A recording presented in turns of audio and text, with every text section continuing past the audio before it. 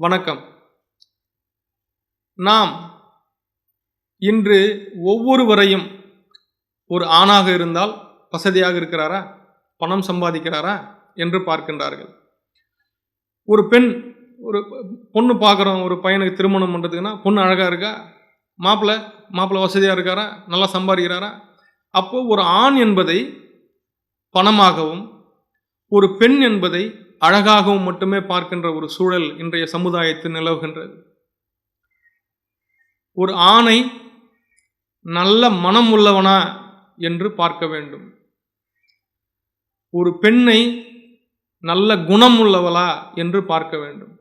இந்த இரண்டு நிலைகளில் நல்ல மனமும் நல்ல குணமும் அன்பும் அறனும் உடைத்தாயின் இல்வாழ்க்கை பண்பும் பயனும் அது தெய்வப்புலவர் திருவள்ளுவர்.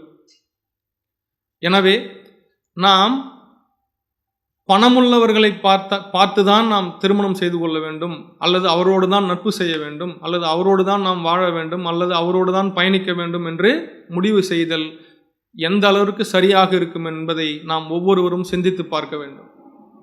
எனவே பணமுள்ளவர்களை தேர்ந்தெடுப்பதுதான் வெற்றி என்று கருத வேண்டாம். பணமுள்ளவர்களெல்லாம் நல்லவர்கள் என்றும் நாம் நினைக்க வேண்டாம். பணமுள்ளவர்கள் தான் வெற்றி அடைந்தவர்கள் என்றும் நாம் கருத வேண்டாம்.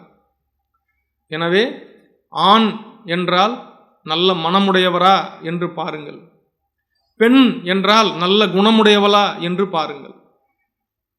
எனவே நாம் அழகுள்ளவர்கள் என்கிற நிலையில் நாம் பார்க்க வேண்டாம், நம்முடைய வாழ்க்கை அழகாக்குபவர்களா என்ற நிலையில் நாம் பார்க்க வேண்டும். பணமுள்ளவர்களா என்ற நிலையில் நாம் பார்க்க வேண்டாம், நல்ல மனதோடு நம்மை அனுசரித்து சிறப்பாக வாழக்கூடியவர்களா என்பதை நாம் பார்க்க வேண்டும்.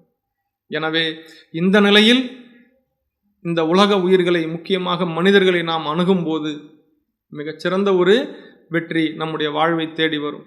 எனவே இந்த நிலையில் நம்முடைய இளைஞர்களாகட்டும் பெரியோர்களாகட்டும் மனதையும் குணத்தையும் கண்டு நாம் பழக வேண்டும், நன்றாக வாழ வேண்டும்.